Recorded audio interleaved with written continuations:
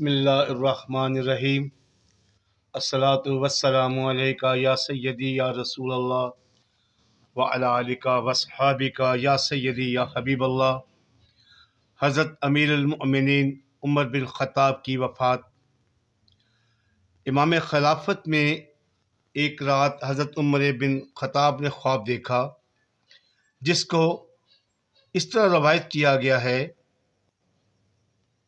حضرت عمر نے ایک دن جمعہ کے دن خطبہ میں فرمایا کہ لوگوں، میں نے آج رات کو خواب دیکھا ہے، اور وہ یہ ہے کہ ایک سرخ رنگ جانور نے میرے بدن پر 2 یا 3 مرتبہ ٹھونگے مارے۔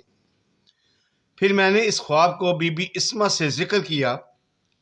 انہوں نے یہ تعبیر فرمائی کہ اے عمر، آپ کو ایک کافر اجمی شکل قتل کرے گا۔ جمعہ کے دن خطاب میں یہ خواب ذکر کیا، اور بدھ کے دن صبح کی نماز میں زخمی کیے گئے۔ اسد اللہ غابہ ہمیشہ آپ کی عادت تھی کہ نماز شروع کرنے سے پہلے صفوں کو سیدھا کیا کرتے۔ جب صفیں سیدھی ہو جاتی تب اللہ اکبر کہہ کر نیت باندھتے۔ بدھ کے دن جب آپ نے صفیں سیدھی کرنے کے بعد نیت باندھی، تب فیروز نامی مغیرہ بن شیبہ کے آتش پرست غلام نے آپ کو 2 دھاری کی چھری سے زخمی کیا۔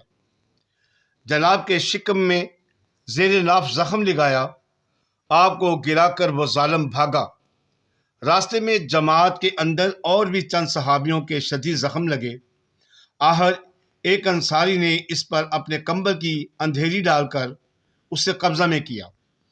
جب اس کافر نے جان لیا کہ اب میں بے قابو ہوا ہوں، اور اپنے ہاتھ سے اپنے آپ کو چھری مار کر مر گیا، حضرت عمر نے عبد الرحمن بن عوف کو اپنی جگہ نماز پڑھانے کے لیے حکم دیا، اور خود وہی نماز پڑھتے رہے، اور زخمی ہو کر بھی وہی حاضر رہے۔ جب لوگ نماز سے فارغ ہوئے تو فرمایا، اے ابن عباس، دیکھ مجھے کس نے قتل کیا؟ حضرت ابن عباس نے عرض کیا، جناب، مغیرہ کے غلام نے جو مذہب سے محبوسی ہے۔ یہ سن کر فرمایا، الہی، تیرا شکر ہے کہ میری موت کسی کلمہ گو شخص کے ہاتھ سے نہیں ہوئی۔ آپ کے زخم شدید آئے۔ بعضوں نے کہا کہ آپ اچھے ہو جائیں گے، بعضوں نے کہا کہ آپ وفات ہو جائے گی۔ اسی اثناء میں آپ کو شربت پلایا گیا، وہ شربت فوراً زخم کی راہ سے باہر آ گیا۔ کسی نے کہا خون ہے جو زخم سے باہر نکلتا ہے، کسی نے کہا نہیں، یہ شربت ینسا باہر نکلا ہے اور زخم پار ہو گیا ہے۔ پھر آپ کو دودھ پلایا گیا، دودھ بھی فوراً باہر آ گیا۔ اس وقت لوگوں کو یقین آیا کہ زخم زیادہ گہرا ہے اور آپ کی تندرستی مشکل ہے۔ لوگ آپ سے پوچھنے کے لیے آئے تھے۔ اتنے میں ایک جوان پوچھنے کے لیے آیا اور عرض کیا، بشارت تو آپ کو کہ امیر المومنین بہت سی قسم کی بشارتوں سے، اول کہ آپ کو خدا نے صحبت رسول پاک صلی اللہ علیہ وآلہ وسلم عنایت فرمائی کہ آپ کیسے بڑے صحابی ہیں، پھر سلام لا کر آپ نے کیسے بڑے بڑے کام کیے، پھر آپ متولی خلافت کے ہوئے، پھر تب آپ نے کتنا عدل و انصاف کیا، یہ کیسا مرتبہ خدا نے آپ کو دیا، پھر سب کے بعد جناب کو خدا نے شہادت عطا فرمائی۔ ان مرتبوں کا کیا ٹھکانہ ہے؟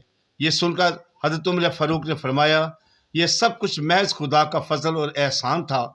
قیامت کے دن ان سب باتوں کی نسبت اگر ایسا کیا جائے کہ نہ مجھ سے سوال کیا جائے، نہ مجھے کچھ انعام دیا جائے، تو بھی میں اس کو غنیمت جانوں۔ اے مسلمانوں، خدا کی سرکار کیا زبردست ہے۔ اتنے بڑے صحابی بھی حضور پاک صلی اللہ علیہ وسلم کے سامنے جاتے ہوئے کیسے ڈرتے تھے، اور اپنے عملوں کو جانتے تھے۔ آپ غور کیجئے کہ ہم اور آپ کس شمار میں ہیں۔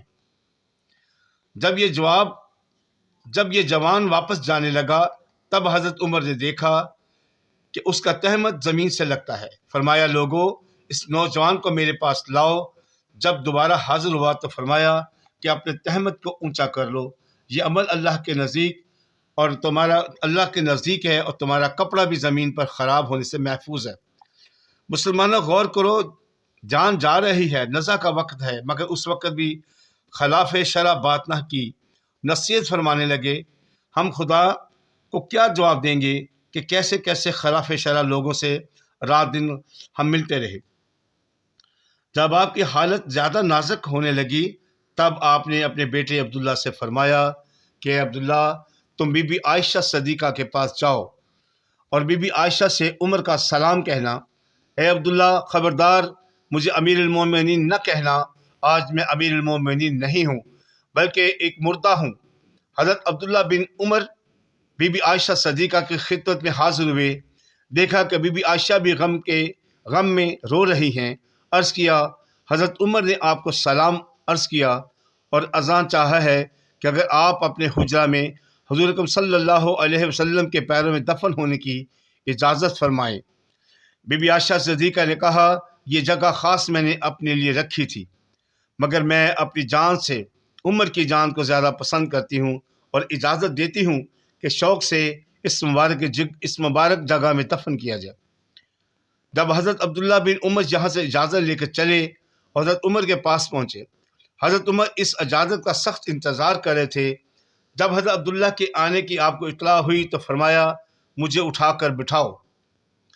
فرمایا کہ عبداللہ کیا خبر ہے؟ عرض کیا، بی بی عائشہ صدیقہ نے اجازت دے دی ہے۔ فرمایا کہ الہی تیرا شکر ہے، مجھے اس بات کا نہایت ہی فکر تھا، لیکن عبداللہ ایک اور کام کرنا، جس وقت میں مر جاؤں میرے جنازے کو تیار کر کے بی بی عائشہ صدیقہ رضی اللہ تعالیٰ عنہا کے سامنے لے جا کر رکھنا، اور یہ کہنا کہ اس وقت عمر کا جنازہ حاضر ہے اور آپ سے اجازت چاہتا ہے، اگر اس وقت بھی اجازت فرمائیں تو مجھے اندر دفن کرنا، اور اگر اس وقت اجازت نہ دیں تو عام مسلمانوں کے گورستان میں مجھے قبر دفن کر دینا۔ مجھے اندیشہ ہے کہ شاید میرے لحاظ سے اجازت ہو جائے، اس لیے پھر اجازت لینا، اس کے بعد وفات پھر میری اجازت لینا۔ سبحان اللہ، کیا خوف خدا ہے۔ حضرت ابن عباس کہتے ہیں، حضرت عمر نے اپنے فرزند عبداللہ سے فرمایا کہ عبداللہ، سر تکیہ سے ہٹا کر زمین پر ڈال دے تاکہ میں اپنا سر خدا کے سامنے زمین پر ڈال کر گڑ گڑاؤں، شاید میرا رب مجھ پر رحم فرمائے۔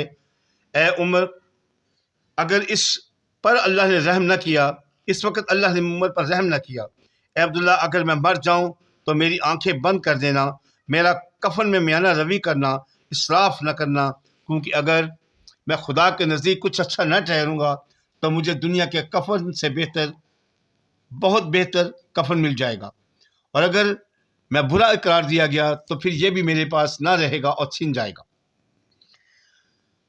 کہا حضرت عمر نے، قسم ہے اللہ کی، اگر سارے جہان کی دولت اور سامان اس وقت میرے پاس ہوتا تو قیامت کی گھبراہٹ سے نجات پانے کے لیے خیرات کر دیتا۔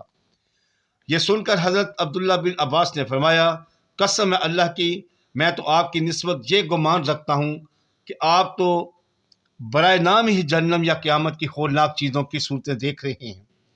بہت ہی ذرا سی دیر آپ کے سامنے وہ چیزیں رہیں گی، کیونکہ جہاں تک ہمیں علم ہے آپ امیر المومنین ہیں، ضمیر المؤمنین ہیں، سید المؤمنین ہیں، آپ فیصلہ کرتے، احکام الکتاب الاسد کے ساتھ نہایت انصاف کرتے۔ پس یہ تقریر حضرت ابن عباس کی حضرت عمر کو پسند آئی۔ سخت تکلیف کی حالت میں نہایت جوش و شوق میں اٹھ کر بیٹھ کے اور فرمایا، اے عبداللہ ابن عباس، کیا تو نے ان باتوں کی شہادت قیامت کے دن اللہ کے سامنے دے گا؟ حضرت عبداللہ بن عباس نے فرمایا، ہاں دوں گا۔ یہ سن کر حضرت عمر کو اطمینان ہوا۔ اس کے بعد بہت سی وصیتیں فرما کر آپ انتقال فرما گئے۔ انا للہ و انا الیہ راجعون۔ جناب کے جنازے کو تیار کر کے حضرت عائشہ صدیقہ کے حجرے کے سامنے لا کر رکھا، آواز بلند فرمایا، اے امیر المومنین، جنازہ عمر کا حاضر ہے اور اب پھر جناب سے اجازت مانگتا ہے، اگر حکم ہوا تو حجرہ شریف میں دفن کیا جائے۔ بی بی عائشہ صدیقہ روتی تھی، فرماتی تھیں کہ میں خوشی سے آج حضرت عمر کو اجازت دیتی ہوں جناب کو حجرہ شریف میں دفن کیا جائے۔ جس دن حضرت عمر کا انتقال ہوا اس دن سورج کو گہن لگا ہوا تھا، سارا مدینہ میں اندھیرا ہوا تھا، اس طرف لوگوں کا رونا، ادھر سورج کا ڈوبنا ایک مارکہ قیامت کا نظر آتا تھا۔ مدینہ کے بچے اپنی ماؤں سے پوچھتے کہ اماں کیا آج قیامت ہے؟ مائیں کہتی کہ نہیں بلکہ آج امیر المومنین کا انتقال ہوا ہے۔ اے مسلمانوں، اسی وقت مدینہ کے مسلمانوں پر ایک عظیم الشان صدمہ تھا۔ ظاہری اور باطنی دونوں طرف نور اس وقت مدینہ سے رخصت ہو رہا تھا۔ ادھر حضرت عمر کی وفات، الباقی رب العالمین جناب صدیق اکبر پر محبت اور عشق غالب تھا، اور جناب عمر رضی اللہ تعالی عنہ پر خوف الہی غالب تھا۔